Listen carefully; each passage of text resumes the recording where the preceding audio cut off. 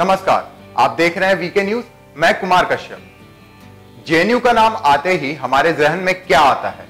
देश विरोधी नारे लगाने वाले कुछ छात्र, कन्हैया कुमार और वहां आए दिन होने वाले विवाद। लेकिन जेएनयू का ये एक पक्ष है।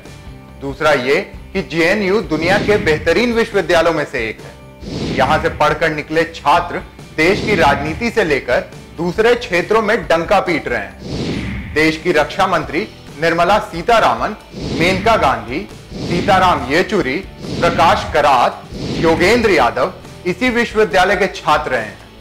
यह विश्वविद्यालय जितना नामी है उतनी ही बदनाम भी, और इसकी वजह है विश्वविद्यालय में पनपने वाला लोकतंत्र। छात्र संघ और वे मुखर छात्र जो हर जुल्म जाति के खिलाफ आवाज बुलंद करते रहते हैं।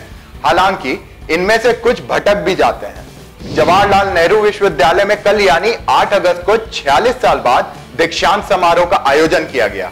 आप ये सुनकर चौंक गए होंगे कि 46 साल बाद, जी हां, 4 दशकों से इस विश्वविद्यालय में दीक्षांत समारोह ही नहीं हो रहा था। देश का कोई ऐसा विश्वविद्यालय शायद होगा जहां दीक्षांत समारोह ना होता हो। लेकिन सवाल यह कि यहां दीक्षांत समारोह क्यों नहीं होता था?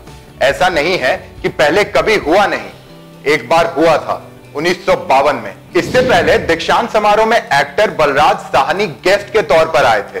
उस वक्त दिया हुआ उनके भाषण ने काफी सुर्खियां भी बटोरी थी। बलराज ने कहा था, मुझे इस प्रतिष्ठित यूनिवर्सिटी में आमंत्रित किया गया, यह मेरा बहुत बड़ा सौभाग्य है।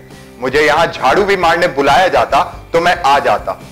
जिसके नाम पर यह यूनिवर्सिटी है, उनका व्यक्तित्व मुझे काफी प्रभावित करता है। वैसे तो बलराज हिंदी फिल्मों और थिएटर के मशहूर और संजीदा अभिनेता थे, लेकिन वे फिल्म जगत के सबसे ज्यादा पढ़े लिखे शख्स भी माने जाते थे। वे एक्टर होने से पहले विश्व भारती विश्वविद्यालय शांति निकेतन के प्रोफेसर भी रह चुके थे और उन्होंने बीबीसी में पत्रकार के तौर पर काम भी किया था।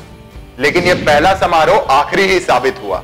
इसके बाद इस साल यूनिवर्सिटी के इतिहास में दीक्षांत समारोह हुआ। 40 साल से बच्चे भी पढ़ रहे हैं, पढ़कर निकल रहे हैं, तो फिर उनको क्या डिग्री ऐसी ही थमा दी जाती थी? जी हां, ऐसी ही थमा दी जाती थी। आगे बताएंगे कि यहां क्यों नहीं होता था दीक्षांत समारोह। लेकिन पहले इस साल हुए दीक्षांत समारोह के बारे में जान लीजिए। यह भी बेहद खास था और दूसरे विश्वविद्यालयों से काफी अलग भी। आपको बता दें कि इसको लेकर छात्र संघ ने जमकर विरोध भी किया था। इसके बहिष्कार की चेतावनी भी दी थी, लेकिन यह समारोह हो गया। इसका आयोजन कैंपस से बाहर all India council of technology education में किया गया।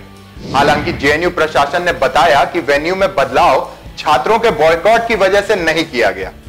समारोह में छात्रों को पीएचडी की डिग्रियां तो दी ही, इसके साथ देशभक्ति का संदेश भी दिया।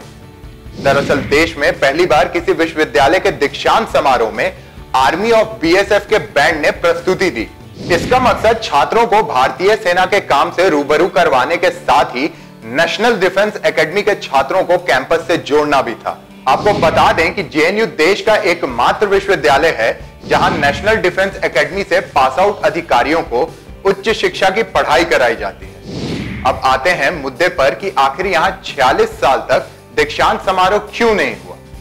तो बात दरअसल यह है कि जब पहला दीक्षांत समारोह आयोजित किया गया था, तब समारोह में मंच से तत्कालीन छात्र संघ अध्यक्ष वीसी कोशी ने सरकार विरोधी भाषण दे दिया था। छात्र संघ ने मांग की थी कि उनके नेता को भी मंच से बोलने दिया जाए। बताया जाता है कि छात्र संघ की यह बात इस शर्त के साथ मान ली गई कि छात्र संघ का नेता वही भाषण देगा जिसकी मंजूरी विश्वविद्यालय प्रशासन ने दी होगी। लेकिन जब माकपा के छात्र इकाई स्टूडेंट फेडरेशन ऑफ इंडिया की ओर से अध्यक्ष बने वीसी कोशी मंच पर भाषण देने के लिए चढ़े, तो उन्होंने वो नहीं बोला जिसकी बोलने की उन्हें इजाजत थी। इसके विपरीत उन्होंने तत्कालीन प्रधानमंत्री इंदिरा गांधी व उनकी सरकार की जमकर आलोचना की। इस खबर को अखबार में जोर शोर से प्रकाशित किया गया। बाद में सरकार ने इस कार्यक्रम को अनिश्चित काल के लिए स्थगित करने का फैसला किया। आपको हमारा यह वीडियो कैसा लगा, हमें कमेंट बॉक्स में जरूर बताएं। अगर आपको हमारा यह वीडियो अच्छा लगा हो तो लाइक और शेयर करें, और ऐसी ही वीडियो से अवगत रहने के लिए हमारा चैनल सब्सक्राइब करें। धन्यवाद।